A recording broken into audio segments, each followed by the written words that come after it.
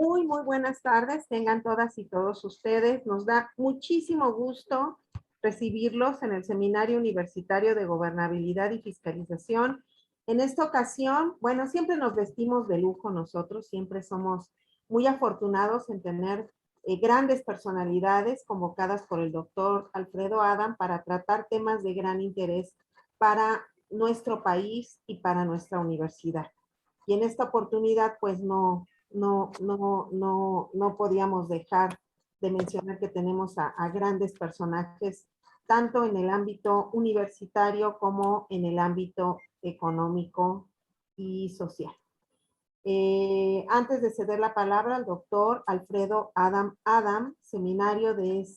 coordinador de este seminario universitario de gobernabilidad y fiscalización, para que les dé la bienvenida, les invito por favor a que todas sus dudas las escriban por el chat para que vayamos integrando la sesión de preguntas y respuestas, las cuales responderemos al final. Agradecemos mucho su presencia y pues aprovechemos la gran sapiencia que vamos a tener la oportunidad de escuchar el día de hoy. Cedo la palabra al doctor Alfredo Adam para que nos dé la bienvenida. Pues primero, gracias Aura por tus palabras. Buenas tardes a todos.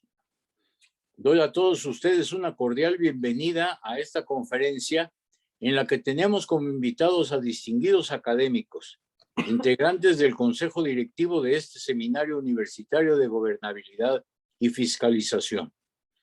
El doctor Rolando Cordera Campos, coordinador del Programa Universitario de Estudios del Desarrollo de la UNAM, quien es acompañado por el doctor José Ignacio Casar Pérez, investigador asociado al PUED. Quiero presentar que los expositores presentarán un conjunto de propuestas encaminadas a promover la recuperación económica tras la profunda crisis generada por la pandemia sanitaria que afectó al mundo. Para iniciar la presentación de esta conferencia, tenemos el honor de contar con la participación del doctor Sergio García Ramírez, reconocido jurista, investigador emérito del Sistema Nacional de Investigadores y profesor emérito de esta universidad. Sin más preámbulo, cedo la palabra al doctor García Ramírez. Sergio. Muchas gracias, don Alfredo, por permitirme acompañarles de nueva cuenta en un encuentro de estas características tan relevantes. Doy la bienvenida afectuosa, cordial, a quienes nos van a hacer el favor de escuchar las intervenciones de esta tarde. Como aquí se ha dicho, se trata de un encuentro auspiciado por el Seminario Universitario de Gobernabilidad y Fiscalización, del que es coordinador el maestro emérito a don Alfredo Adam. Esta es una reunión más, pero estupenda desde luego, de las muchas también estupendas que ha llevado adelante el seminario en sus años de existencia fecunda, con un público muy amplio y con la hospitalidad que yo quiero destacar de la Facultad de Contaduría y Administración. La dirección de esta facultad ha alentado las tareas del seminario, así como sus numerosas y valiosas publicaciones. Hoy vamos a tratar un tema, en fin, es un decir, porque quienes lo van a tratar se encuentran presentes y ellos lo van a abordar por sí mismos, pero en fin, vamos a tratar un gran tema bajo el rubro de renovar políticas para un nuevo curso de desarrollo en México. Como probablemente ustedes saben, y si no lo saben, se los informo, en el marco de nuestra Universidad Nacional operan muchos grupos, muchos conjuntos académicos dedicados a analizar temas de enorme relevancia nacional. Uno de ellos es este Grupo Nuevo Curso de Desarrollo, Grupo Nuevo Curso de Desarrollo, del que es coordinador el doctor Rolando Cordera. Este grupo se ha reunido en múltiples ocasiones en deliberaciones conducentes a hacer algunas aportaciones frente a la situación complicada, difícil que cruzamos, que atravesamos hoy día. Como resultado de sus reflexiones, ha hecho una publicación muy valiosa yo recomiendo el acceso a ella y la lectura de esa publicación que contiene los temas a los que hoy se va a hacer referencia. La pongo en pantalla para que ustedes puedan verla y requerirla, desde luego, a el grupo Nuevo Curso de Desarrollo. Vale la pena. Esto no es un comercial, simplemente estoy compartiendo el interés enorme que en mí sembró la lectura de este documento tan valioso. Este grupo tiene un buen número de integrantes de distintas profesiones. Probablemente predominan en esa integración los economistas. Enhorabuena que así sea, pero no solamente hay economistas, hay personas de distintas disciplinas que concurren en la reflexión colectiva. En el caso de hoy tenemos a don Rolando Cordera y a don José Ignacio Casar Pérez. El doctor Rolando Cordera, un amigo muy querido, muy apreciado, es profesor emérito y doctor honoris causa por nuestra Universidad Nacional. Su calidad como académico le ha permitido alcanzar estos lauros muy merecidos. Es miembro de múltiples corporaciones. Tengo el honor de coincidir con él, por ejemplo, en el Seminario de Cultura Mexicana, y es también coordinador de este grupo Nuevo Curso de Desarrollo. Él nos hará el favor de explicarnos, pienso que así será, algo acerca del grupo y sobre este trabajo al que ahora accederemos. Igualmente está con nosotros el doctor José Ignacio Casar Pérez, pero me reservo la presentación del maestro Casar Pérez, también un amigo muy apreciado, para cuando concluya la suya, la presentación de don Rolando Cordera, y toque el turno del maestro José Ignacio Casar Pérez.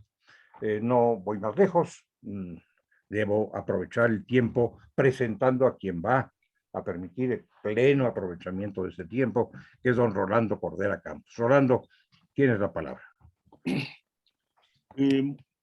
Muchas gracias, Sergio. Buenas tardes a todos.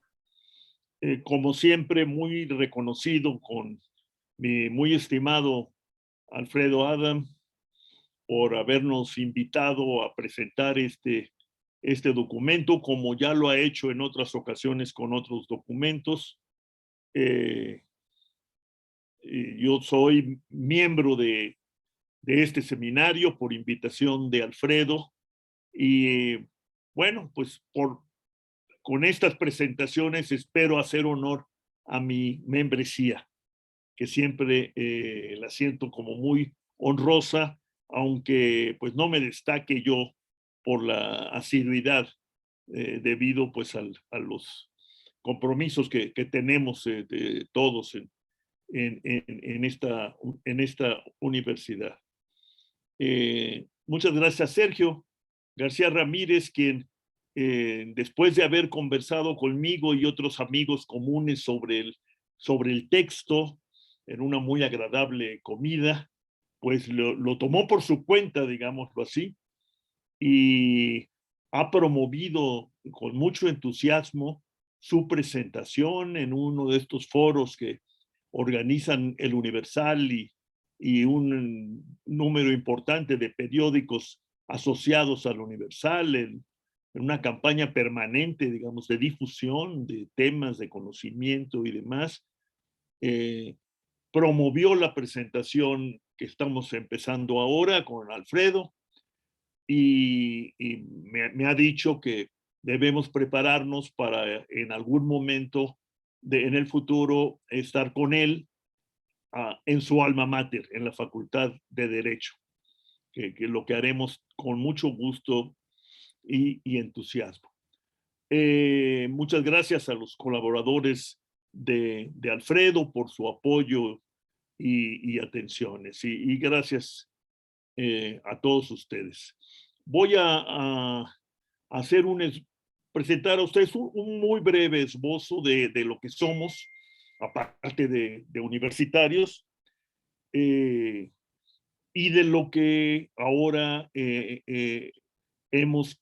queremos promover, difundir, obviamente en la opinión académica, universitaria, especializada y no, pero en la opinión pública en general, y no solo pública, sino política, ante el Congreso de la Unión, el Gobierno de la República y demás. Nosotros empezamos a trabajar como este grupo al que luego bautizamos como Grupo Nuevo Curso de Desarrollo. Allá por 2010, al calor de la emergencia que propició el estallido de lo que luego se bautizó como la Gran Recesión. En su momento, muchos temieron, muchos especialistas, investigadores, directivos de los organismos internacionales, obviamente jefes de Estado y de gobierno, muchos temieron que estábamos caminando al borde de una tragedia económica y social como la que había vivido el mundo, en particular el mundo avanzado, pero no solo, allá por fines de los años 20 y a todo lo largo de los años 30 del siglo XX, lo que se llamó la Gran Depresión. Nosotros compartíamos esa angustia, esa preocupación, pero vimos que pronto hubo reacción inmediata de varios gobiernos, particularmente el gobierno de los Estados Unidos de América, que estaba a punto de iniciarse con una nueva administración encabezada por el presidente Obama, y con la presencia pues, de un muy reputado experto en aquella Gran Depresión de los años 30, que muchos pensábamos sabría qué hacer para evitar que esto se repitiera. El señor Bernanke, que a la sazón era el presidente del Banco de la Reserva Federal de los Estados Unidos de América. Bueno, no caímos en una gran depresión, aunque el golpe económico fue muy severo, si lo medimos por el desempeño del Producto Interno Bruto y del empleo y el desempleo abiertos. A nosotros no nos fue bien, pero el gobierno mexicano al final de cuentas actuó para el gusto mío, con mucha timidez, y nosotros pensamos que era importante no solo insistir en una deliberación pública sobre la necesidad de actuar frente a la crisis para evitar una gran depresión, sino que había indicios suficientes para pensar en que teníamos que ir más allá de la recuperación, de la acción, como le llamamos nosotros, contracíclica, y plantearnos el gran desafío de recuperar la dinámica del crecimiento económico que el país había abandonado desde los años 80 del siglo XX, y buscar combinarla con un cambio social que llevara al bienestar generalizado de nuestra sociedad. Y por eso empezamos a hablar de un nuevo curso de desarrollo, que aprendiendo las lecciones del pasado, se propusiera desde el principio combinar de manera estricta como criterios de evaluación de nuestro desempeño económico, crecimiento económico dinámico, con redistribución social de los frutos de ese crecimiento económico. Y con la hospitalidad de la UNAM, del entonces rector José Narro, hospitalidad que luego se ratificó por parte del nuevo rector, entonces el doctor Enrique Graue, nos juntamos un grupo de mexicanos, no, como dijo bien Sergio, no solo economistas, ingenieros, abogados, exfuncionarios financieros y de la Administración Pública Federal, etcétera, y de manera, como se dice, ad honorem, echamos a andar en sendas reuniones de deliberación, de discusión sobre el rumbo que pensábamos debería seguir nuestro país para dejar atrás los rastros más agresivos de esta gran recesión y enfilar la nave hacia un nuevo curso de desarrollo. Y tenemos registro de que con base en memorandas de política económica, varios libros colectivos sobre el tema al que me estoy refiriendo, pues pudimos mantener nuestro trabajo en uno de los salones del Consejo Universitario de la UNAM y en la base de la rectoría, de la torre de la rectoría, y ahí nos hemos mantenido deliberando, trabajando, hasta que, después de que en muchos lados se cantaba victoria sobre las tendencias recesivas que habían asomado las uñas y el pico en 2008-2009, estalló por el lado menos esperado, por el lado de la naturaleza, una pandemia de proporciones desconocidas, inéditas, que obligaron a los gobiernos del mundo a sacrificar las dinámicas económicas con el fin de evitar que hubiera un contagio todavía más generalizado que el que ya estábamos registrando y entráramos en una situación pues, prácticamente catastrófica.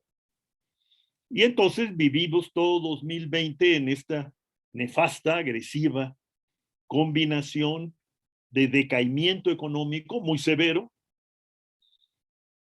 y una enfermedad que se generalizaba y que frente a la cual parecía no poder encontrarse pronto, no digamos una medicina curativa, sino una vacuna.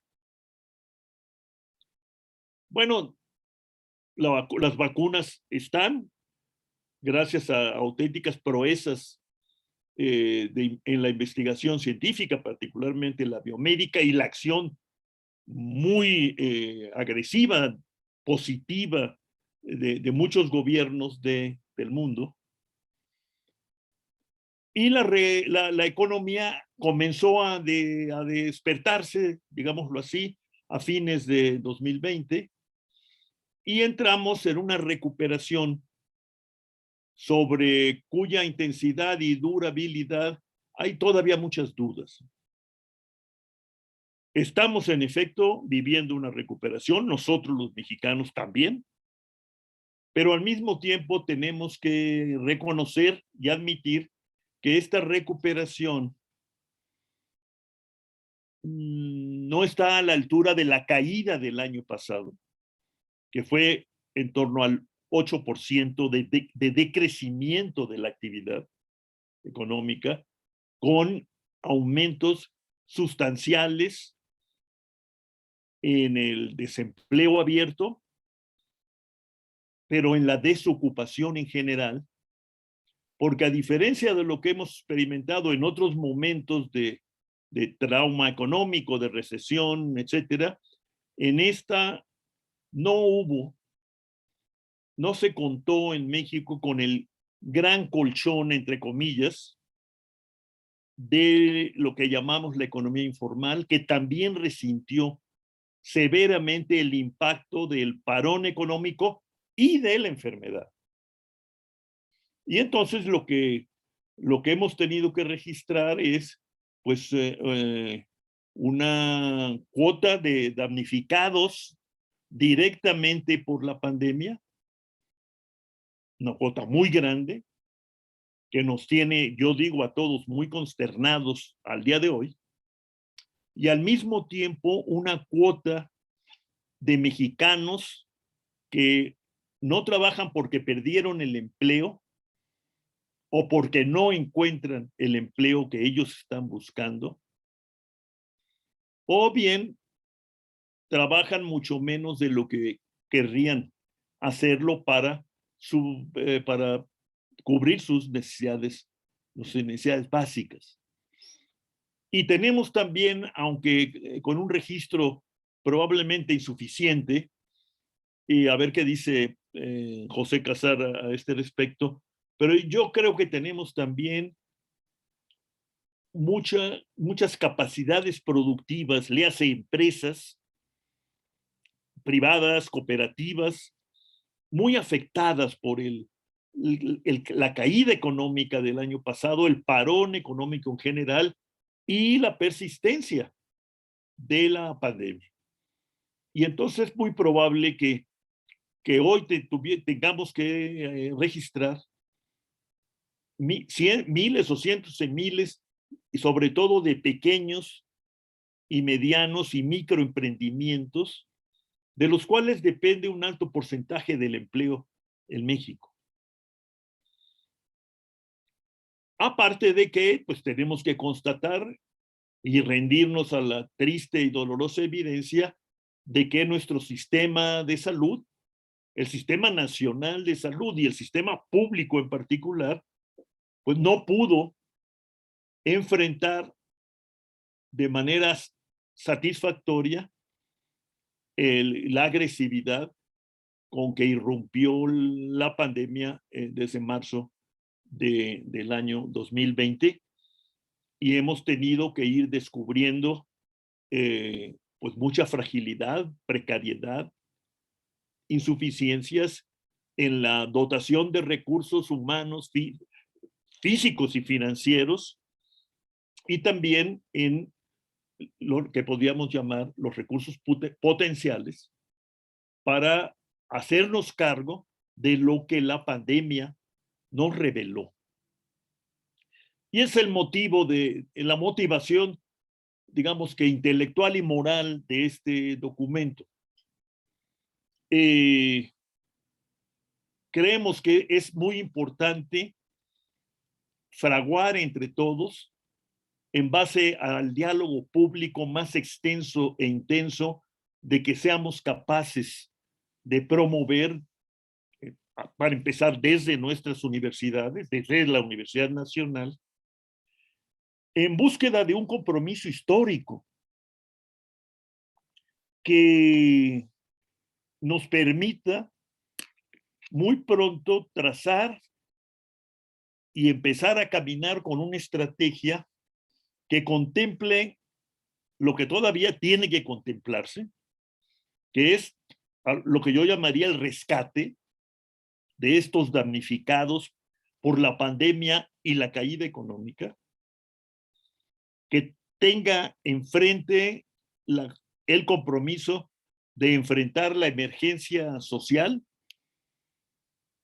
enfrentar el gran tema de los déficits en materia de salud y poner frente a nuestras actividades y esfuerzos la necesidad urgente de proveer de empleo a todos los mexicanos que quieren y pueden trabajar. Y de ahí avanzar hacia una recuperación, es lo que planteamos en el documento, una recuperación que implique la resurrección, perdón por el abuso, la resurrección del proceso de inversión en México, sin lo cual no tenemos futuro, pero que desgraciadamente se ha amortiguado de una manera muy significativa, desde luego en su componente de inversión pública desde años antes de que estallara esta crisis, y ahora también en la inversión privada, que era la que mal que bien había mantenido una mínima dinámica de acumulación y consecuentemente de crecimiento, aun cuando, pues, como ya sugerí, muy insatisfactorio.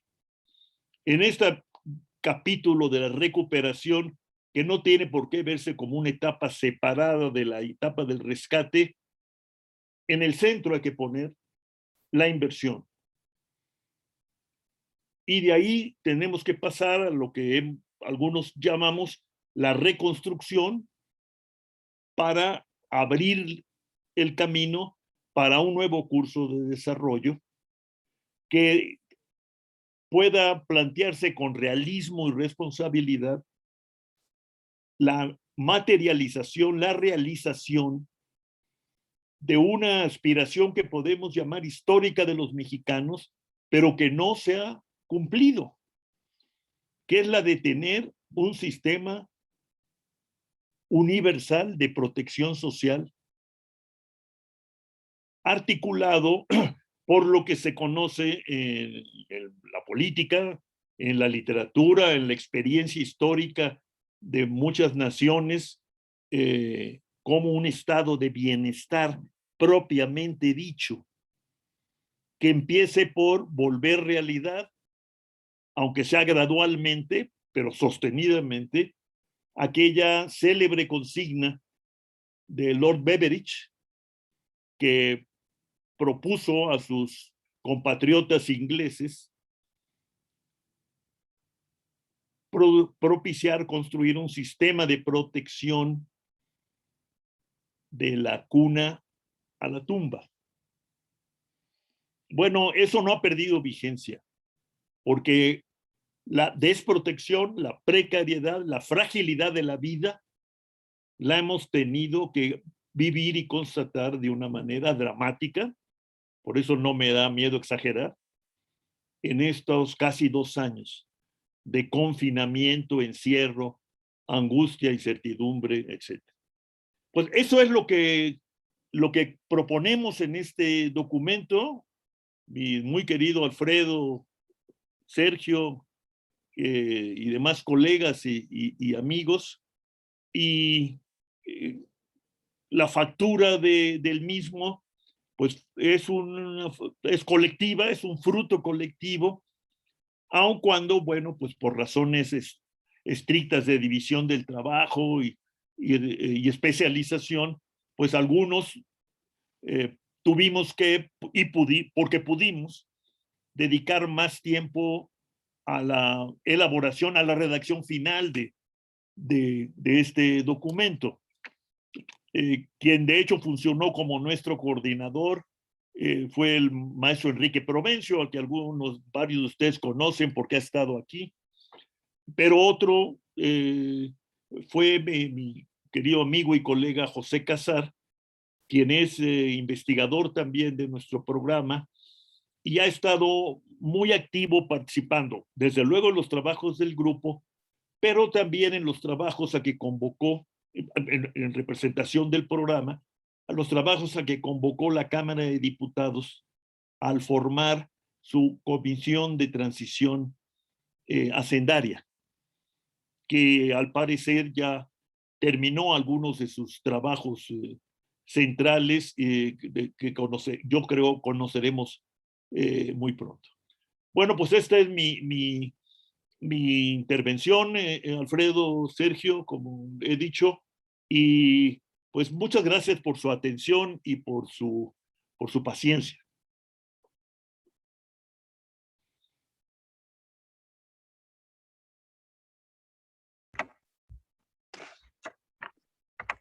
Rolando, muchas gracias por esta excelente introducción a problemas que nos agobian y a eventuales soluciones a esos problemas. En marzo del año pasado, el Consejo de Salubridad General identificó la situación que estábamos comenzando a padecer como un caso de emergencia sanitaria. Nos hemos acostumbrado a hablar de emergencia sanitaria, pero al lado de esta debemos reconocer que hay otras expresiones de la emergencia que nos aqueja, que tienen que ver, como ha expresado el doctor Cordera, con distintos aspectos de la vida social, entre ellos particularmente la economía. Afortunadamente, el grupo que coordina don Rolando Cordera no solamente identifica, y lo hace muy bien a mi modo de ver, los problemas que enfrentamos, sino también plantea soluciones. Soluciones con buen sustento, expresadas de buena fe, para ser tomadas y en todo caso para ser analizadas. Lo hace, hemos podido comprobarlo, con objetividad y sin color político, sin compromiso partidista. Entiendo que el compromiso único de este grupo es con México y con la salida feliz, afortunada, a los problemas que nos aquejan. Se ha referido don Rolando a pues una población victimada muy amplia, muy numerosa. Conocemos, porque se nos han proporcionado constantemente, los números de la pandemia, aunque sabemos también o sospechamos que los números reales van mucho más allá de los que se han ofrecido oficialmente. También sabemos de los números de la economía. La pérdida de los empleos, el cierre de empresas, es parte de nuestra circunstancia dramática. Todo esto arroja víctimas. Millones y millones de compatriotas que son victimados por estos problemas tan grandes y tan graves.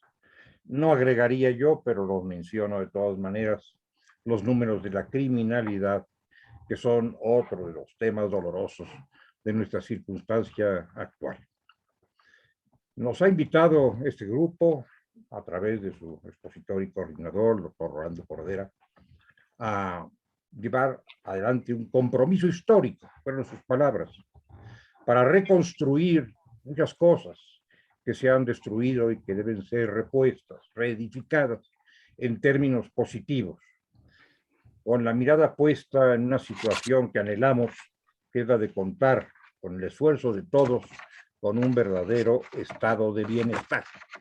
Uno de los grandes sueños políticos, económicos y morales que hemos tenido en mente desde hace ya un buen número de años y al que pudiéramos arribar con el esfuerzo compartido entre todos los mexicanos. Agradezco esta explicación de nuestro ponente, por Cordera, y voy a invitar a hacer uso de la palabra enseguida a otro de nuestros invitados, igualmente distinguido miembro del grupo, al licenciado José Ignacio Casar Pérez, que es economista por la Universidad de Glasgow, en Escocia, docente e investigador en el muy prestigiado Centro de Investigación y Docencia Económicas, que espero salga pronto de las tribulaciones que lo han aquejado en el presente y pues de las cuales debiera liberarse en el futuro para bien de todos. Ha sido catedrático, es catedrático de la Universidad Nacional Autónoma de México y de la Autónoma Metropolitana, entre otros planteles en los que ha impartido conferencias y enseñanzas. Autor de un gran número de publicaciones, libros y artículos, y entre ellos de un libro de tema económico muy reciente, hacia una reforma fiscal para el crecimiento y la igualdad. Últimamente se ha reactivado la idea, la necesidad de contar con una verdadera reforma fiscal. Hemos tenido muchos ajustes tributarios a lo largo de los años, desde hace ya mucho tiempo, pero hemos echado de menos siempre una auténtica reforma fiscal o una reforma hacendaria más ambiciosa, que ahora necesitamos porque debemos contar con los recursos idóneos para superar los males que nos afligen. El maestro José Ignacio Casar Pérez también tiene la virtud, es parte de su ciencia y experiencia, de haber colaborado en distintas dependencias del Estado mexicano, tanto del Estado federal como del Estado en su versión urbana, de la Ciudad de México, el Distrito Federal, y también en empresas paraestatales, en el sector paraestatal de la economía. Gracias por haber aceptado venir a esta reunión. Maestro Casar, tiene usted la palabra. Al contrario, doctor, muchísimas gracias a ustedes, a la Facultad de Contaduría y Administración, al doctor Alfredo Adam, a Aurea Navarrete, y a usted mismo, doctor García Ramírez, por la invitación y por el honor de participar en este tan importante seminario universitario de gobernabilidad y fiscalización. Comienzo diciendo que hablar después del doctor Cordera siempre es algo complicado porque su elocuencia, por lo menos en la Facultad de Economía, es legendaria. Y pues tocó mucho mejor de lo que yo puedo hacerlo varios de los puntos que les voy a tratar de exponerles. Voy a hacer mis comentarios en torno a tres encabezados, digamos. El primero es, ¿por qué renovar políticas?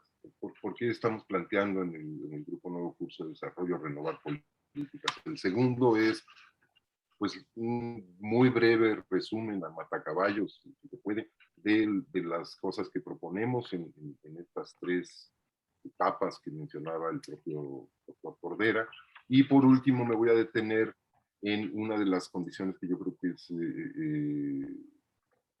fundamental para sacar adelante o para llevar al país a un nuevo curso de desarrollo, que es el tema de los recursos del sector público y la necesidad impostergable de una reforma fiscal.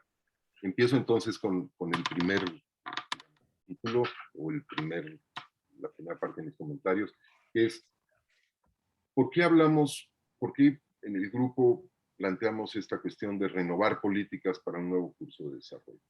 Bueno, esta idea del nuevo curso de desarrollo, como ya explicó Rolando, se empezó a gestar o cobró forma con más fuerza a partir de la respuesta a la gran recesión, a la crisis financiera internacional 2008-2009, allá por el año 2010. Pero en este momento, aparte de las razones de largo plazo, hay también razones de corto plazo. ¿Por qué decimos que hay que renovar política? Pues, hombre, porque los resultados que hemos visto en términos económicos y por tanto sociales del desarrollo de la economía mexicana a partir de principios de los 80s y hasta la fecha, pues han sido mediocres, por ser amables con quienes han estado a cargo de esto, ¿no? Doy un dato simplemente, entre el año 50 y el año 81, el PIB per cápita de México, o sea, la producción por habitante en México, pasó de ser el 30% de lo que era en Estados Unidos en el año 50 a ser casi a pasar del 42% de lo que era el producto per cápita de la economía líder, que era Estados Unidos, en el año 81. Pues en 30 años cerramos la brecha de desarrollo frente al país líder de 30 a más de 40%. De allá para acá hemos bajado otra vez al 30%. El dato que tengo, el último, es para 2015, pero viendo el desempeño de la economía en los últimos 5 años, seguramente estamos en el 27 o el 26%. Entonces, esto se ha debido, pues, obviamente, a que hemos crecido mucho menos de lo que ha crecido el mundo y en particular menos de lo que ha crecido Estados Unidos. O sea, hay un problema de bajo crecimiento. Y a esto le tenemos que sumar que el lento proceso de disminución de la desigualdad que se había dado por lo menos hasta fin de los años 70, se agudizó en los 80 y se ha quedado estancado ahí, y seguimos con niveles de desigualdad en la distribución ya no de la riqueza, sino del propio ingreso, que son de los más altos que se registran en el mundo, y que esta desigualdad o estas desigualdades tienen muchísimas vertientes. Hay una tremenda desigualdad entre los hogares del país, entre las personas, y también entre las regiones. Pero a estas razones de largo plazo que nos deberían llevar a repensar la política económica y la política social, este lento proceso de avance que hemos tenido en las últimas 4 décadas, pues obviamente por el impacto de la pandemia y de la crisis asociada y las secuelas que ha tenido, pues también obligan a repensar qué es lo que colectivamente, a través de la acción del Estado, que es el instrumento por el cual la sociedad puede incidir en esto, debemos modificar. En particular, la recuperación es todavía muy incierta, como decía Rolando. El tema de la inversión es un tema que está totalmente pendiente. El tema del mercado de trabajo, o sea, esto es la cantidad de gente que incluso queriendo trabajar, digamos que queriendo trabajar no encuentra trabajo, o incluso ya no busca trabajo y por tanto no se registra como desempleado, porque simplemente piensa que no lo va a encontrar. Nuestra impresión en el grupo es que la experiencia desde los 80s, o si queremos desde el año 2000, muestra que, como dice la introducción al documento que estamos presentando, y cito aquí, dice que la recuperación no debe dejarse al impulso inercial de la actividad productiva. ¿Esto qué quiere decir? Pues que debemos de olvidarnos de este mantra o de esta verdad aceptada generalizadamente, que se impuso desde fin de los años 80, desde los 90, de que el único papel el Estado o el papel central del Estado en materia de política económica era mantener un clima de estabilidad macroeconómica. Sí, hay que olvidar esto. O sea, esta idea pues no ha dado lugar a esquemas de política económica que lleven a un mayor crecimiento y a un mayor desarrollo. Debemos tener una imagen objetiva del desarrollo, debemos tener un propósito en el desarrollo, tener una cierta claridad de qué sectores, qué grupos sociales, cómo incidir, o sea, un tema más de la economía política que un tema de simplemente de teoría económica de qué es lo que debe hacer el Estado, ¿no? En otras palabras, pensamos que hay que avanzar hacia un desarrollo con adjetivos. ¿Cuáles son esos adjetivos a los que debemos aspirar? En nuestra opinión es que pues el desarrollo tiene que ser 1, más dinámico, 2, menos desigual, y 3, desde luego, hacernos cargo de que el desarrollo tiene que ser sustentable. Todas estas 3 cosas implican una mayor presencia del Estado, ¿sí? O sea, una nueva forma, nuevas políticas para lograr este nuevo curso de desarrollo que estamos planteando. Paso entonces al segundo punto, que son las propuestas dentro de en esta última publicación que hemos realizado. Como decía Rolando Cordera, nosotros planteamos que hay 3 etapas o 3 grupos de acciones que no necesariamente van una después de la otra, pero que tienen distinto alcance temporal. El primer lugar es el tema de las acciones urgentes. Digamos, ¿qué hacemos con el COVID y con la crisis económica? Ya perdimos mucho tiempo habiendo mantenido políticas económicas inerciales a pesar de la irrupción de la crisis. Si se fijan, en el 2020 mantuvimos el mismo presupuesto prácticamente con algunos cambios de composición, pero mantuvimos básicamente el mismo presupuesto que se había diseñado antes de la crisis. O sea, a diferencia de todos los países del mundo, aquí prácticamente no hubo un cambio en el curso de la política económica de cara a la crisis, ¿no? Entonces, entre las acciones urgentes que proponemos es, en primer lugar, la idea de acelerar el paso hacia un sistema de salud universal, que esté basado, desde luego, en las instituciones actuales, pero que tenga una hoja de ruta que lo lleve a hacerlo universal y efectivamente incluyente. Esto supone en nuestra visión que hay que desvincular la salud del mercado de trabajo para lograr esa universalización. O sea, tenemos que lograr que la salud sea un derecho para toda la población, independientemente de su posición en el mercado de trabajo.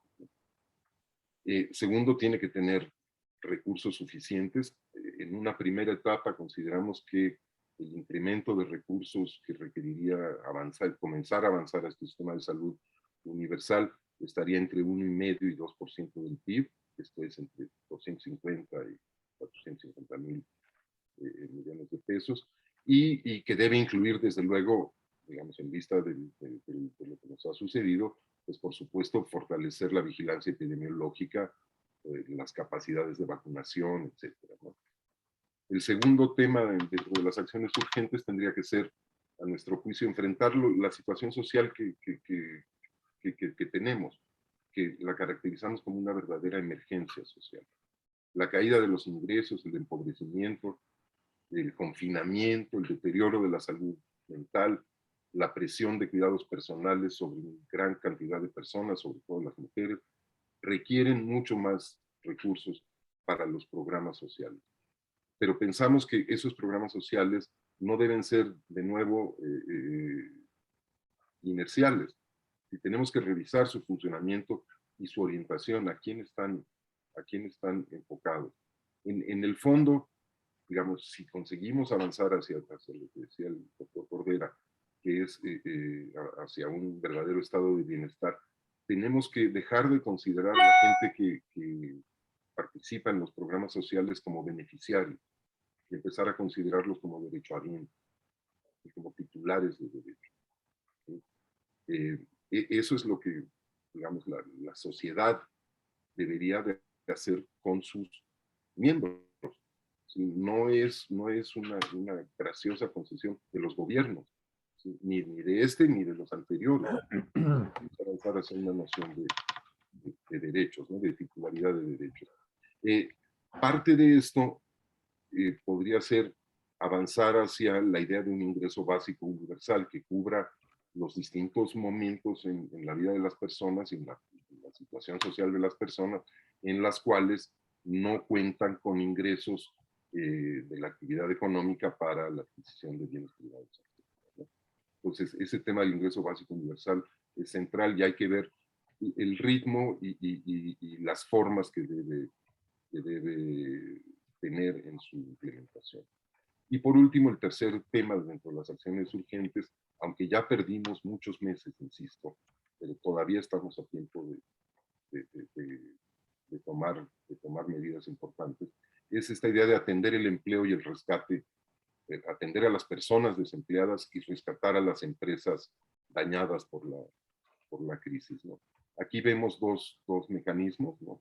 Uno es ampliar programas de la banca de desarrollo por la vía de, digamos, teniendo en cuenta la capacidad de acceso al crédito y de las tasas a las que se pone ese crédito. Sabemos que el Banco de México puso en marcha una serie de programas muy loables, pero que están con la misma, con la misma lógica del mercado financiero tradicional, que hace que la gente no haya tenido la voluntad de buscar los créditos que están disponibles, y de hecho los programas pues, se han quedado muy subdemandados, ¿no?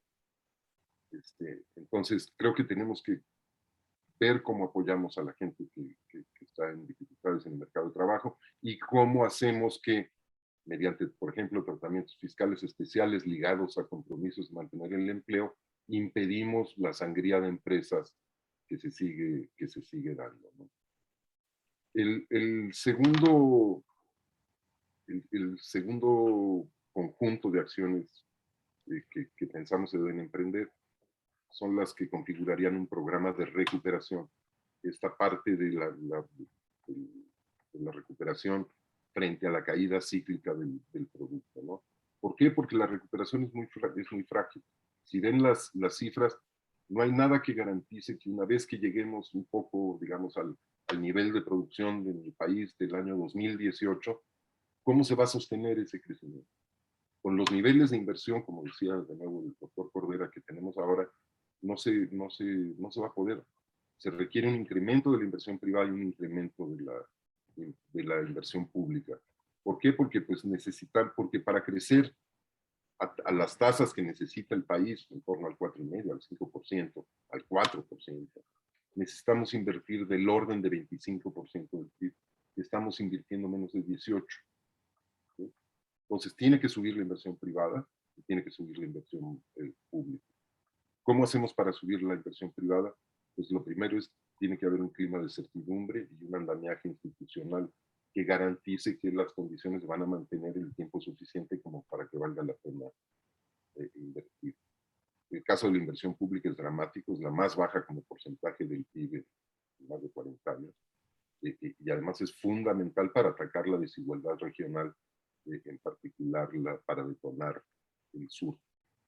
En esto el gobierno ha insistido mucho, el actual gobierno ha insistido en que hay que invertir en el sureste y esto, pero lamentablemente, a pesar de que hablamos de los grandes proyectos y de la refinería, el tren transísmico y qué sé yo, el monto de esa inversión, o sea, el tamaño físico de esa inversión es muy limitado, insisto, es el más bajo de los últimos 40 años.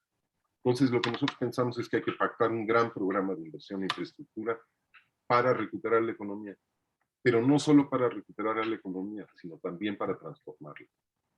¿Sí? Porque si no la transformamos, vamos a tener los mismos límites al crecimiento que hemos tenido los últimos 40 años. Y entonces, en esta parte de acciones para la transformación estructural, proponemos básicamente 4 líneas de acción, ¿no? Una primera que son políticas de fomento e innovación en el marco de una economía abierta y tomando en cuenta las restricciones que la economía abierta impone. Y aquí lo que creemos es que hay que aprovechar los encadenamientos productivos, impulsar la transición energética. Y esta política industrial, o esta nueva política sectorial, como quieran llamar, debe tratarse más de buscar oportunidades de qué es lo que podemos hacer, en dónde hay oportunidades de inversión rentable para el gobierno y para los privados, mucho más que estar eligiendo sectores ganadores. Se trata de común acuerdo, encontrar esas oportunidades donde, dado lo que ya tenemos, podemos avanzar aún más. Segundo, pensamos que hay que iniciar, como ya lo dije en el tema de la salud, hay que iniciar, y como lo mencionó Rolando, hay que iniciar el desarrollo de un sistema de bienestar social incluyente. Está el tema de la salud universal, está el tema de pensar en un seguro de desempleo que complemente la paulatina expansión de este ingreso básico universal, que sea para la gente que ya tenía un empleo formal y lo pierde. Tercero, hay que montar un programa de cuidados. En el siglo XXI no podemos pensar que los cuidados de las personas van a obedecer a la misma lógica familiar a la que obedecían a mediados del siglo XX. O sea, no le podemos cargar en particular a las mujeres hacerse cargo por sí solas y sin remuneración de los cuidados. Debemos garantizar una protección jurídica eficiente para todos los mexicanos. Y debemos tener una estrategia mucho más clara y mucho más con objetivos más explícitos en materia de desarrollo territorial. Y desde luego todo esto tiene que estar alineado con el tema de la sustentabilidad, ¿no? El tema del calentamiento global es el reto de la humanidad en el siglo XXI y nosotros no podemos no participar en ello. Además de que en términos estrictamente económicos, si no le entramos al tema nos va a ir muy mal. Las exportaciones, por ejemplo, decir algo, por poner un ejemplo, van a estar cada vez más cuestionadas si se hacen en sistemas económicos que no toman en cuenta energías limpias, protección del medio ambiente, etc. O sea, el no participar en esta transformación que tiene que hacer la humanidad nos puede costar mucho económicamente. En el documento, aparte de enumerar, listar las políticas que pensamos deben renovarse, hablamos también de los requerimientos, de ciertos requerimientos que se tienen que dar o factores que tiene que haber para habilitar las condiciones para esta política transformativa. Y encontramos 4. El primero tiene que ver con favorecer el diálogo y el acuerdo social. Este nuevo proyecto, este compromiso histórico tiene que ser una construcción colectiva. No es un tema tecnocrático en el mal sentido de la palabra, que nos sentamos aquí 14 economistas y 4 sociólogos y hacemos ingeniería económica y social y decimos qué es lo que hay que hacer. No, tiene que ser una construcción colectiva. Lo que supone articular pactos que generen certidumbre sobre el rumbo y permanencia de las políticas, ¿no? Para ello pensamos que la única manera es avanzar robusteciendo las instituciones de la democracia representativa y en particular fortalecer el papel de la discusión en el Congreso. El segundo ámbito al que hacía referencia el doctor García Ramírez es el tema de alcanzar la seguridad pública y la paz social. Pensamos, así lo ponemos en el documento, que el tema de la inseguridad no es una crisis, no debe ser caracterizado como una crisis.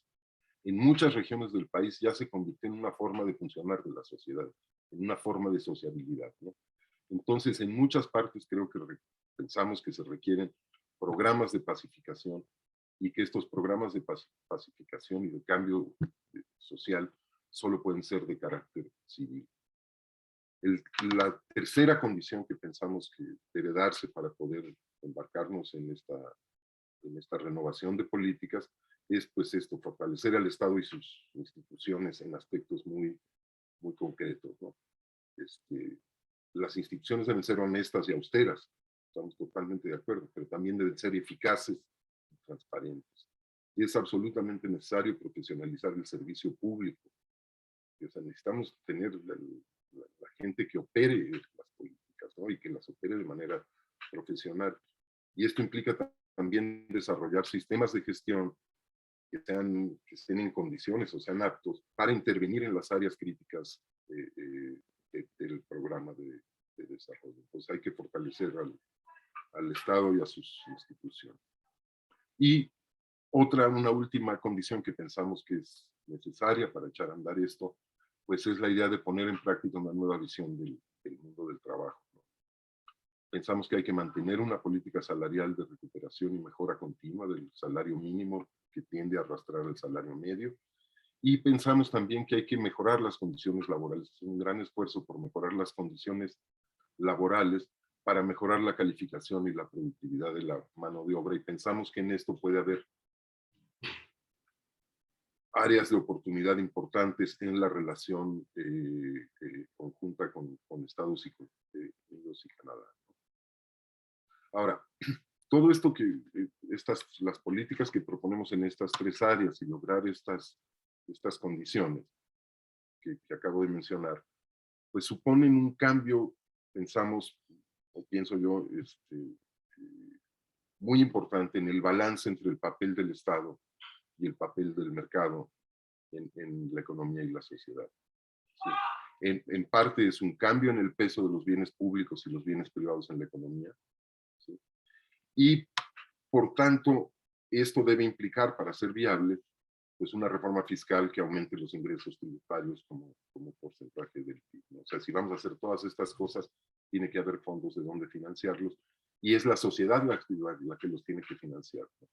Ya no hay ya no podemos recurrir a otro tipo de ingresos como fue la renta petrolera en su momento. La sociedad se tiene que hacer cargo de que si quiere más bienes públicos y más infraestructura, pues la tiene que financiar, ¿no? Pienso yo que esta reforma tributaria es una condición necesaria, pero hay que estar conscientes siempre de que de ninguna manera una reforma fiscal es condición suficiente para el desarrollo, ¿no?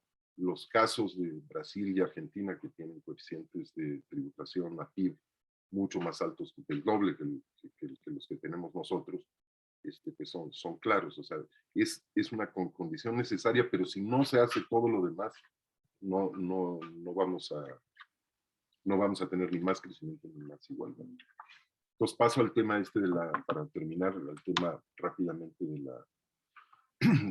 la pertinencia, de la impostergabilidad, en mi opinión, de la reforma fiscal. Lo primero que hay que preguntarnos es si hay espacio para esta reforma fiscal.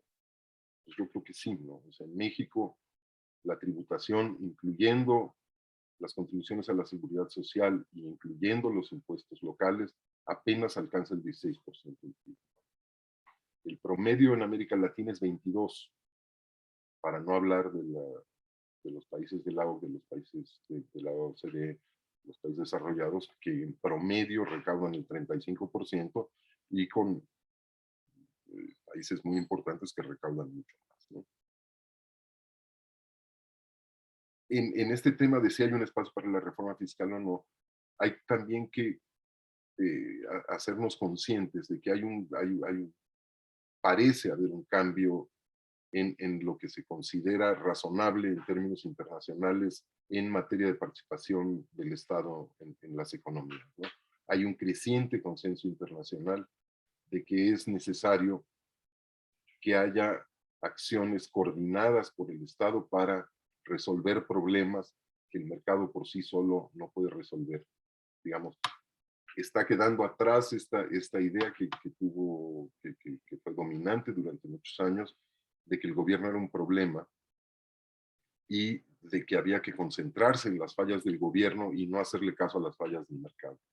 Creo que la corriente del pensamiento, incluso en partes del pensamiento conservador, está de regreso, y hay conciencia con temas como la migración, el cambio climático, el tema del combate al crimen, el tema de los impuestos a nivel internacional, etcétera.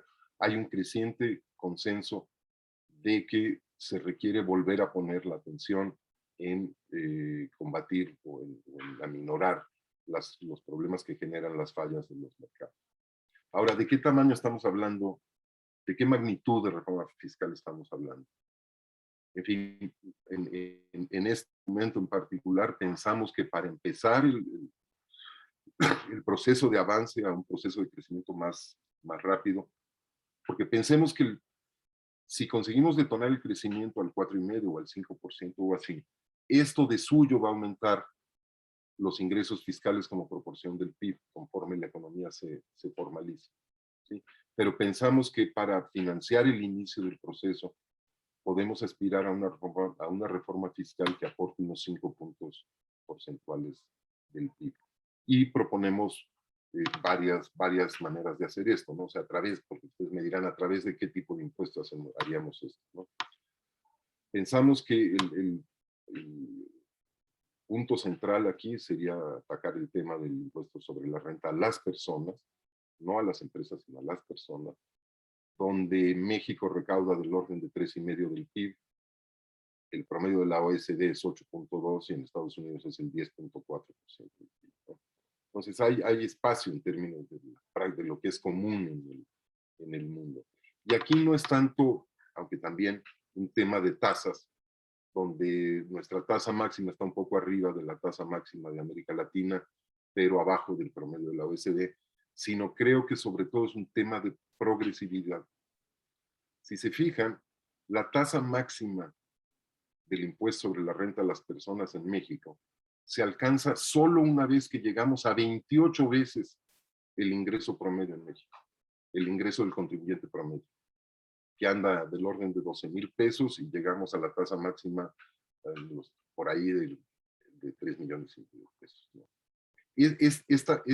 Esta falta de progresividad es notable en comparación internacional, mucho más que el tema, insisto, de las tasas, del nivel de las tasas.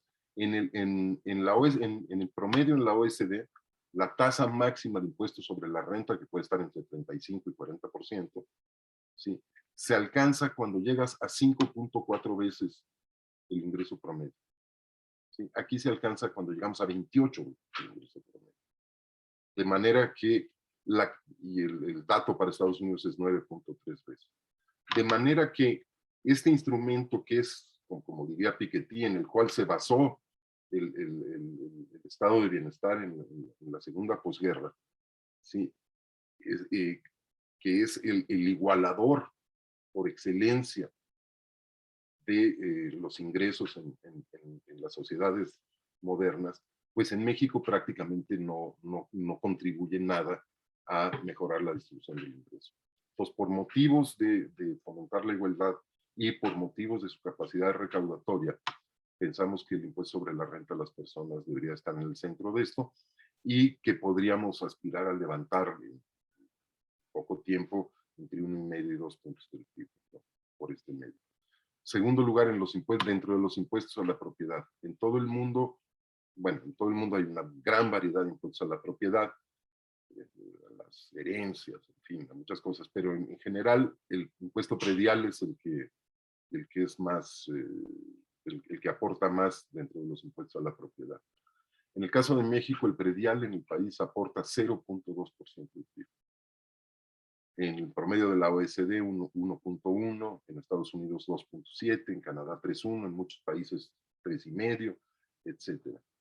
Pienso que si armamos un buen sistema de colaboración entre el gobierno federal, los gobiernos estatales y municipales, sobre todo, con apoyo del INEGI, y creamos los incentivos a los municipios para que cobren el predial, por ejemplo, transfiriéndoles 1 peso por cada peso que aumenten la recaudación del predial y haciendo esto depender del índice de marginación del municipio, por ejemplo. Y creo que se puede avanzar mucho en el tema del predial, que además yo creo que ayudaría a mejorar el clima político del país en el sentido de que nos hemos acostumbrado en un régimen aparentemente federal a que es federal por el lado del gasto, pero no por el lado de los ingresos. Y entonces tenemos gobiernos locales, tanto estatales como municipales, acostumbrados a pedir nada más, o sea, acostumbrados a gastar, donde la discusión política es cómo repartimos lo que ya lo que se recaudó de impuestos federales, ¿no? Entonces, tenemos que también la responsabilidad de recaudar, pienso. En tercer lugar está el tema del IVA, donde hay un gran debate, ¿no? O sea, el IVA es un impuesto eficiente, fácil de cobrar, etcétera, pero es regresivo, porque le pega mucho más duro a la gente que gasta una mayor parte de su ingreso en consumo, o sea, que tiene una menor propensión al ahorro, y eso por definición son los pobres, ¿sí? Entonces, lo que hemos pensado que podría tener viabilidad es mantener una canasta básica de alimentos restringida de 15, 20 alimentos, en fin, los que se decida, que se mantengan en el régimen actual, y el resto de los alimentos que son consumidos en mucho mayor proporción por grupos de ingreso más altos, entren al régimen normal del IVA, ¿no? Esto podría dar entre 1 y 1,5% de manera relativamente inmediata como porcentaje del PIB. Cuarto, pues hay que mantener el esfuerzo recaudatorio y fiscalizador, me parece, sin incurrir en excesos dentro de la ley, pero creo que si algo ha demostrado estos últimos meses es que se puede mejorar la recaudación. Es realmente sorprendente cómo con una caída de 8,5% del PIB los ingresos tributarios no se cayeron. Ya sé que una parte de eso tiene que ver con presiones para frenar litigios por adeudos anteriores a grandes causantes y que eso se acabe en algún momento, ¿no? Pero al margen de eso ha mejorado la recaudación de manera interesante. En fin, en materia del ISR a las empresas tal vez hay que dejarlo como está, porque ahí recaudamos igual o incluso un poco más que el resto del mundo, ¿no? En fin, el mensaje es que en este tema fiscal es que, fíjense ustedes, hay países subdesarrollados o países de ingresos medios con alta recaudación. Puse antes el ejemplo de Argentina y Brasil. Pero si se fijan, no hay países ricos, a menos que dependan de la renta petrolera, los estados allá del Golfo Pérsico, etcétera. No hay países ricos que tengan una recaudación similar a la de México, que tengan entre 16 y 20% de recaudación como porcentaje del PIB. Eso, vamos, hay países ricos y prósperos, con una población generalmente próspera, que tengan esos niveles de recaudación, ¿no? Entonces considero que esto es avanzar en este tema fiscal, es una condición necesaria, como dije, no suficiente, para avanzar en la dirección que nos hemos propuesto, ¿no? En el grupo estamos convencidos de que hay alternativas, hay cosas que hacer para salir de esta horrible o tremenda trampa de lento crecimiento y alta desigualdad, como la caracterizó un miembro muy destacado de nuestro grupo, que lamentablemente ya falleció, el Jaime Ross. Pero tenemos que salir de esta trampa de lento crecimiento y alta desigualdad. Estamos convencidos de que hay maneras de hacerlo y estamos convencidos de que hay recursos en la sociedad para hacerlo. ¿Sí? Entonces, yo dejaría ahí la presentación del documento, agradeciéndoles de nuevo la oportunidad de estar con tan distinguidos colegas. Muchas gracias, doctor García. Muchas gracias al maestro José Ignacio Casar Pérez por esta muy relevante, documentada exposición que alimenta nuestras preocupaciones, pero también despeja la posibilidad de encontrar soluciones razonables. Empezó el maestro Casar aludiendo a los resultados mediocres obtenidos en el pasado, pese a ciertos esfuerzos plausibles llevados adelante por autoridades y por particulares.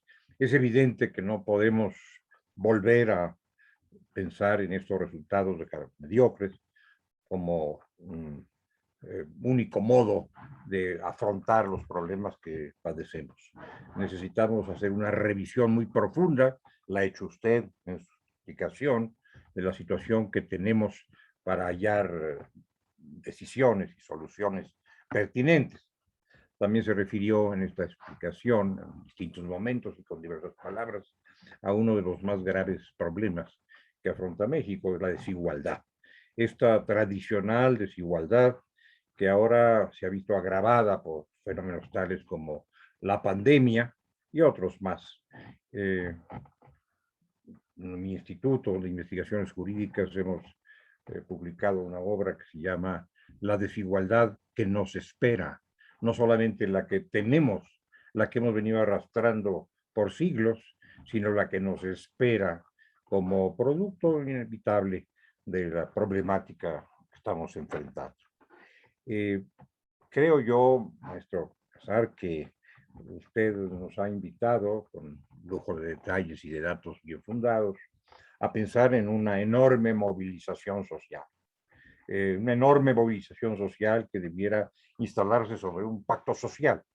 Necesitamos, y esto es uno de los apremios que tenemos, un verdadero pacto social para salir de esta trampa enorme. Usted mismo se refirió en esos términos a la situación, una gran trampa, en la trampa en la que hemos caído.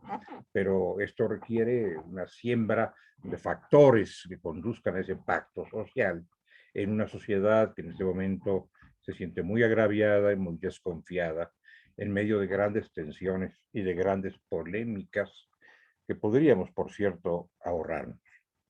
Se requiere también una movilización enorme de recursos con una orientación razonable, con una orientación plausible, que nos permita atender las necesidades de la población. Puso usted especial énfasis, y creo que desde luego lo merece, ya lo habíamos dicho anteriormente, en la reforma fiscal. Cuando se habla de reforma fiscal, se sabe que por ahí podríamos encontrar soluciones, por lo menos progresivas y razonables, a algunos de nuestros problemas, pero también existe un gran temor de qué pudiera ser, cómo pudiera orientarse una reforma fiscal que no agravara los problemas, sino que los aliviara, si no resolviera, por lo menos aliviara. Yo quiero mencionar de nueva cuenta, lo dije hasta la presentación de usted, la existencia de una obra suya que seguramente contribuye a esclarecer todas estas cuestiones, llamada su obra Hacia una reforma fiscal para el crecimiento y la igualdad. Es la orientación de la reforma que usted plantea, está el título de su obra, que ha sido publicada por el Programa Universitario de Estudios del Desarrollo, me parece, ¿no? Hace relativamente poco tiempo. Yo quisiera remitir a quienes nos oyen, y yo mismo a ello me remito, a esta obra para ampliar los conocimientos a la luz del talento de usted y de su condición de doctor investigador. Agradezco pues su participación y pues paso la palabra inmediatamente a doña Aurea del Carmen Navarrete, que ha estado recogiendo, ha estado exhortando al público a que formule sus dudas o sus preguntas, y ha estado recogiendo, supongo yo, esas dudas y esas preguntas.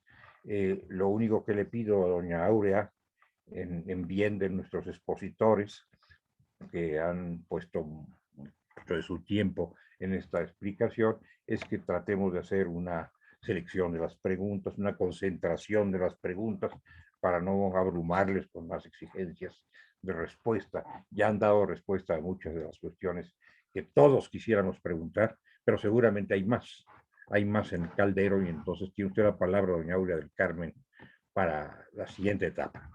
Le agradezco mucho, doctor. Muchas gracias, doctor Cordera, doctor Casar, por esta ilustrativa exposición. Y bueno, agrupé algunas dudas que me llegaron en mensaje privado en tres puntos principales. Si les parece, que se los planteo y ya veremos cómo se responde. Una de las preguntas que recibimos fue, si hubiera que definir prioridades, ¿por dónde se debería comenzar a construir las bases de un nuevo México? Las bases de un nuevo México que realmente empiecen a producir efectos positivos reales. Muy vinculado, obviamente, al tema de las políticas públicas que ustedes muy bien nos han compartido respecto a este aspecto. Otro punto que nos preguntaron es, ¿de qué manera dentro de las políticas públicas se debe establecer los criterios para que haya certeza en la inversión, puesto que todos los elementos que ustedes fueron comentando en ciertos momentos, la salud, un ingreso mínimo para las personas que no tienen acceso a recursos, algo igualitario, pues requiere de una base que genere el recurso, porque la parte impositiva pues requiere productividad. Entonces nos preguntan cómo podemos entender en política pública la promoción de la certeza a la inversión. Y por último, ¿qué opinan ustedes, hablando del tema fiscal, de pues lo que ha resultado tal vez lo más novedoso de la miscelánea fiscal 2022, que es el nuevo régimen simplificado de confianza, que pues hay la duda de si este no exponencia las grandes diferencias que decía el doctor Casar, en el sentido de cuándo empezar realmente a exponenciar el cobro de los impuestos a los ingresos más altos, siendo que este régimen simplificado de confianza pues se puso un tope muy alto de 3.5 millones de pesos de ingreso para poder acceder a él. Fueron los 3 grupos de preguntas y pues les doy la palabra.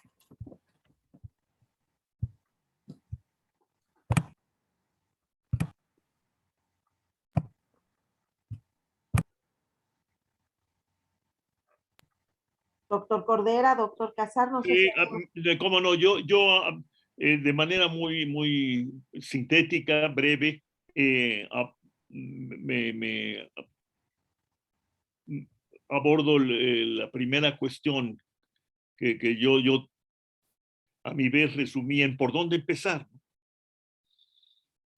Bueno, no hubiéramos tenido que hacerlo hace 3 años, pero hoy lo tenemos que hacer. Tenemos que proceder al rescate de muchos mexicanos que han quedado sin empleo, han quedado sin empresa y que encuentran dificultades muy serias para recuperar empleo, sobre todo en los niveles de ingreso que tenían anteriormente a que estallara la pandemia y la crisis.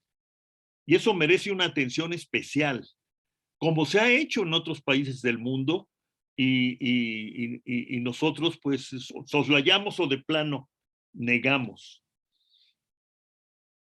Pero más allá de esto, de un programa de rescate social, para llamarle, frente a la emergencia social, me parece que de entrada hay que elaborar, junto con la inversión privada, nacional o extranjera, y desde luego la inversión institucional y financiera, un magno, ambicioso programa de inversiones que, entre otras cosas, vaya precisando y definiendo horizontes por delante de nosotros y permita también ir estableciendo de manera más o menos formal y pública compromisos de esfuerzo productivo, de inversión, de rehabilitación de fuerzas productivas existentes, de capacitación, digamos, sostenida y amplia de la mano de obra. Y como he dicho, también como lo dije cuando me refería ahora al tema de la emergencia, pues se requiere de un esfuerzo que tiene que empezar ya, ayer, en materia de salud. Y yo me temo, y esto lo vamos a tener que discutir con mucho cuidado nosotros, los universitarios, en materia de educación, cuya suspensión por tan largo tiempo debe haber afectado y debe estar afectando desde luego a los niños de la educación básica, pero no solo a ellos. Creo que tenemos que comenzar a mirar más allá de nuestros éxitos pues relativos en materia de cibernética para asumir que probablemente ha habido, y tenemos que evaluarlo y registrarlo, problemas serios de aprendizaje en nuestro nivel universitario, sobre todo en las primeras etapas de la educación universitaria. Y bueno, más hacia adelante, como lo dijo José, bueno, podemos decir que la tierra, digamos, de incrementos rápidos en el rendimiento económico, en el crecimiento del producto, pero también en el crecimiento del empleo y de las propias utilidades, está en el sur-sureste, donde están las regiones más atrasadas y los grupos sociales más afectados por el tipo de crecimiento que se adoptó en México desde hace 30, 40 años ya casi. Y entonces el tema del sur-sureste debe verse como inscrito en uno o varios magnos proyectos de desarrollo regional que se den la mano con otros proyectos de desarrollo regional en latitudes diferentes, en donde hay sin duda progreso económico, pero no hay una concomitante mejoría sustancial sostenida en materia de infraestructura y en materia de existencia social. Cada región exitosa por su vinculación al comercio mundial, al Tratado de Libre Comercio, a la industrialización para la exportación, que ya son muchas, cada una de estas regiones, de estas localidades, tiene su sur ya instalado ahí, que no debe dejar de que veamos, no debe impedir, al contrario, que nos obliga a seguir viendo el tema de la desigualdad y de la desatención, incluso en las regiones y poblaciones en donde se ha logrado un progreso económico significativo y bueno, que debemos saludar. Este sería yo trataría de empezar por ahí. Y claro, eso implica que revisemos ya la propuesta del gobierno federal para el presupuesto de egresos de la Federación para 2022 y que empecemos a discutir los términos de una reforma fiscal que vaya hacia convertirse en una reforma hacendaria, como ustedes se imaginarán, yo diría en los términos, con los criterios que ha descrito tan eficazmente mi colega José Casar. Esa sería mi reacción, Aurea, para, digamos, sé que es muy general todavía, pero pues tenemos que subsanar el hecho de que este gobierno no hizo un plan nacional de desarrollo y entonces que tenemos que hacerlo, aunque sea hipotético, virtual, y que para dar lugar a programas efectivos de acción en las diferentes materias que están consignadas en la Ley Federal de Planeación. Claro, muy amable, doctor. Pues si le parece al doctor García Ramírez, le damos la palabra al doctor Ignacio Casar. Gracias, Aurea, y gracias por el título. La verdad es que soy maestro, no soy doctor, y luego lo acusan a uno de cosas muy raras, ¿no? más vale aclararlo una vez. En fin, coincido con Rolando, Cordera, en el timing de por dónde empezar y demás, pues los temas de la emergencia, que necesariamente pues son la salud, el empleo y la mortandad de empresas, ¿no? Y añadiría simplemente que pues esto nos trae a una segunda discusión, que es la posibilidad, y que bueno, que estuvo muy discutido el año pasado, pero se perdió, no sé por qué, pero la posibilidad de utilizar el endeudamiento como una herramienta y no como un mantra ideológico. O sea, uno cada uno de nosotros en nuestra casa tenemos una emergencia, pues pedimos prestado para salir adelante, así lo demuestran las encuestas del INEGI. El 50 y tantos % de los hogares pidieron prestado. ¿Por qué no hemos de pedir prestado? Para echar a andar estas acciones de emergencia en este momento y al mismo tiempo convocar a la sociedad y hacer el compromiso de que vamos a generar vamos a generar un consenso de cómo le transferimos más recursos al Estado y para qué. Y eso lo vamos a definir entre todos, ¿sí? Pero digamos, hay fuentes de financiamiento disponibles, seguimos pagando el acceso a 60,000 millones de dólares en la línea que no tiene, ¿cómo se dice? Que no tiene condicionalidad en el Fondo Monetario Internacional y no lo hemos usado. Y son fondos que cuestan entre 1,5% y 2% al año. ¿Sí? Échenle cuenta, si traemos 30,000 millones de dólares, son ¿qué? Cerca de 2,5%, más de 2,5%. ¿Sí? Al 1,5% anual, ¿cuánto nos cuesta después eso? Creo que podemos, digamos, en una situación de emergencia y teniendo acceso a crédito razonable, pues tomarlo, ¿no? Y empezar a echar a andar las cosas. En el entendido de que desde luego vamos a ser fiscalmente responsables, ¿sí? A lo largo del ciclo económico, no en cada momento del ciclo económico. ¿Sí? Y de nuevo, en este tema de ser responsable fiscalmente, uno puede ser responsable fiscalmente con un gasto de 24% y ingresos de 22%, o con ingresos de 34 y gasto de 34 y ingresos de 32. O sea, ser responsable fiscalmente no quiere decir no subir impuestos. ¿Sí? O sea, es la decisión fundamental de la economía política de un país es cuánto le quitamos a los individuos para propósitos colectivos.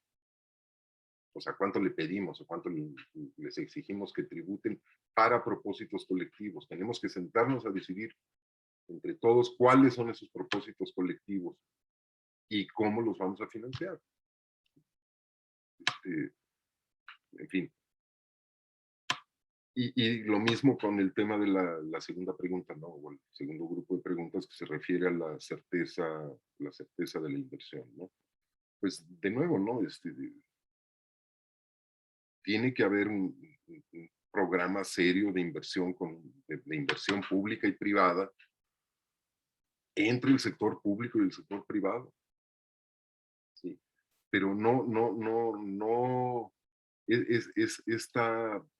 este tipo de relación de acercamiento, alejamiento, que este patrón errático de conducta frente al sector privado que se ha mantenido en los últimos 2 o 3 años, pues no conduce a generar esa certidumbre, ¿no? O sea, la idea permanente de que se pueden cambiar las reglas en cualquier sector a juicio de un solo agente, de un solo actor del sistema político, pues es veneno para la certeza, ¿no? Y entonces, en términos de ese programa, o sea, digamos, el tema de la inversión en el sureste es clarísimo, porque es un tema, en algún sentido, de ganar. O sea, el sureste está metido, el sur-sureste está metido en una trampa de bajo crecimiento, donde no hay inversión porque no hay mercado, y no hay mercado porque no hay inversión. ¿Sí? Y en parte, ¿por qué no hay mercado y no hay inversión? Pues porque no hay la infraestructura para que la inversión en esos lugares, aparte de que no hay mercado, eso podemos impulsarlo, pero aparte no hay las condiciones físicas para que la inversión en muchos de esos lugares, en muchas de esas entidades sea rentable. En términos físicos, o sea, si no hay gas natural en Chiapas, pues no puede haber industria, ¿no? Si no hay los sistemas de transporte y de logística adecuados, no puede haber comercio grande y productivo. Si no hay conexión para sacar la producción por el Golfo de México hacia la costa este de Estados Unidos, que no la hay ahora. No es rentable ponerse ahí. O sea, aunque uno pensaría que son los lugares rentables invertir, simplemente porque los salarios son más bajos, el costo de vida es más bajo, bla, bla, bla. ¿Sí? Mientras no haya esta infraestructura mínima, no mínima, una infraestructura de cierto nivel, no va a haber inversión ahí, por más que quieran. Entonces, si hablamos de un programa de inversión, es un programa de inversión donde los privados y el gobierno dicen, a ver, aquí vamos a poner la infraestructura porque nosotros para que estas personas inviertan ahí. ¿Sí? Y puestos de acuerdo, ¿no? Hay un ejemplo que es clarísimo, el tema que en el sector turismo, donde alguna vez trabajé. El problema de Bahías de Huatulco, que no detonaba como se esperaba que detonara como Cancún, era muy sencillo. No había vuelos porque no había hoteles. Y entonces las compañías aéreas no querían poner vuelos porque pues, ¿quién va a irse y a dónde se van a quedar? Y no va a haber demanda para los vuelos. Pero no había hoteles porque no había vuelos. Los privados decían, yo para qué pongo un hotel si no hay vuelos, ¿de dónde y cómo van a venir aquí los turistas? Entonces hay que romper esos círculos viciosos por la vía de inversiones, de planes de inversión de común acuerdo entre el sector privado y el sector público, ¿no? Pero eso tiene que tener un grado de certidumbre que no se da si un día te peleas con una parte del sector privado y otro día le das una concesión a otro. O sea, no caminan así las cosas, ¿no? Si cambio el Estado está haciendo un aeropuerto y cambio las reglas y ya no hay un aeropuerto ahí, va a ser en otro lado. O sea, en fin, al margen de la opinión que nos merezca el tema del aeropuerto, ¿no? Es un tema de reglas, ¿no? De horizonte de planeación. Porque si no le aumentamos el coeficiente de riesgo a la inversión, y entonces solo voy a invertir si voy a ganar muchísimo dinero. Porque si no, no me compensa. Tengo que tener una tasa de rentabilidad mucho más alta para compensar el mayor riesgo. Y entonces eso atenta también contra la desigualdad, porque la rentabilidad de las pocas inversiones que sí se hacen se hace más grande y no va a salarios, sino que va a esto. Y por último, el tema del nuevo régimen de ISR a las empresas de confianza. ¿Cómo se llama? No recuerdo cómo se llama. Régimen simplificado. El régimen simplificado, que pagan un porcentaje muy bajo sobre ventas, ¿no? No, la verdad es que no lo he estudiado en detalle. O sea, siempre pagar sobre ventas es complicado porque el tramo de integración vertical de las empresas es distinto, ¿no? O sea, unas compran unas cosas, le añaden mucho valor, entonces lo que venden tiene mucho valor agregado, ¿sí? Y otras no, o sea, otras compran y venden masivamente para ganarle un margencito, pero vender mucho, ¿no? Entonces esas venden mucho, pero ganan poco por unidad de venta. Entonces, digamos, no, tengo que estudiarlo, luego lo platico. Muchas gracias, maestro Corrijo, entonces, maestro. Y bueno, no sé si el doctor Sergio García Ramírez quiera dar unas últimas palabras para que procedamos al cierre por vía del doctor Adam.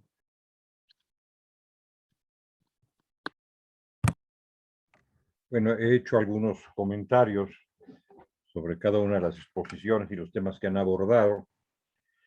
Yo felicito y me felicito de haberles escuchado. Espero, después de todo lo que oí, poder conciliar el sueño, porque la suma de los problemas que tenemos al frente es enorme, es infinita, y la posibilidad de resolverlos no es igualmente grande.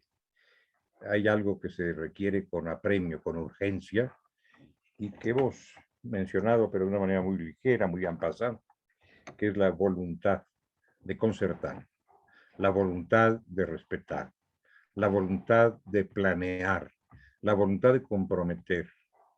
No parece que esta sea la situación predominante y por lo tanto resulta muy difícil movilizar a la sociedad, movilizar los recursos, llevar adelante inversiones cuando no existe como sustento de todo esto un clima de confianza, un clima de reflexión, un clima de concertación. La voluntad parece encaminada en una dirección distinta. Y si se encamina en una dirección distinta, ¿cómo lograr un pacto social? ¿Cómo lograr esa enorme movilización social, política, económica, ética inclusive, que pueda darnos productos positivos? En fin, este es otro tema y da lugar seguramente a futuras reflexiones. No quiero agregar más, que no sea mi beneplácito, mi agradecimiento y mi admiración por las exposiciones que se han hecho, y opto por turnar la palabra, quien debo turnarla, que es el doctor Alfredo Adam, cuyo poder de convocatoria nos ha permitido en este seminario, en esta reunión, pero en todas las que hemos llevado adelante, seguir abordando con objetividad, con pulcritud, con buena fe, los grandes problemas nacionales. Así que, doña Aura, yo quisiera que usted le diera la palabra a don Alfredo Adam, nuestro coordinador del seminario. Doctor Adam, buenas noches, por favor. Sí, activa su micrófono, doctor Adam. Acuérdate, de su lado izquierdo abajo.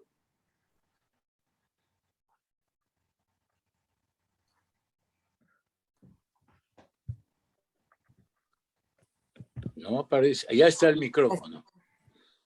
Bueno, pues yo al final, después de oír todas estas dos magníficas presentaciones y las conclusiones que pudimos lograr después de la participación de nuestro coordinador en este evento, que es el doctor Sergio García Ramírez, pues primero también agradecer que tuvimos una presencia importante. Hasta donde yo pude ver, éramos 258 participantes en pantalla. Creo yo que es un éxito, y agradecer también la presentación que tuvieron algunos maestros de la facultad y otros amigos, Arcelia Quintana, Miguel Concha, David Jaspic, Adrián Méndez Salvatorio, Miguel Héctor Vargas y Casa, Nadima Simón, Marielena García, Rosa Marta Barona, Adriana Padilla, Eva del Valle, pero en fin, como les digo, tuvimos una asistencia de más de 250 gentes, 250 entre maestros y alumnos, y pues nos sentimos muy honrados. Y ya nada más para concluir esto, les quiero pedir que nos pongan el reconocimiento que vamos a entregar a cada uno de los participantes. Nos los pueden poner en pantalla. El primero es para el doctor Sergio García Ramírez, que coordinó este evento y nos dio la idea de poderlo llevar a cabo en nuestro seminario.